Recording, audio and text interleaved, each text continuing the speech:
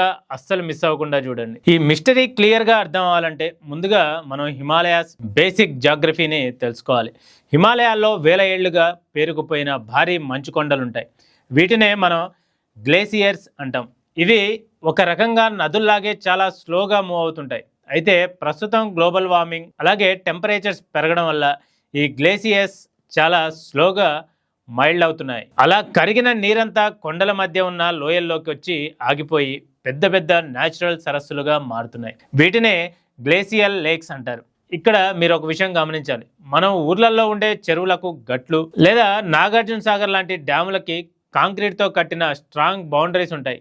కానీ ఈ glacial lakes చుట్టూ ఉండే గోడలు లూజ్ ర్యాక్స్, మంచు ముక్కలు, వదులైన మట్టితో మాత్రమే ఏర్పడతాయి. దీన్నే జియాలజీలో మెరైన్ డ్యామ్స్ అంటారు. సింపుల్గా చెప్పాలంటే ఒక పల్చటి ప్లాస్టిక్ కవర్లో టన్నుల కొద్ది నీళ్లు నింపి గాల్లో వేలాడి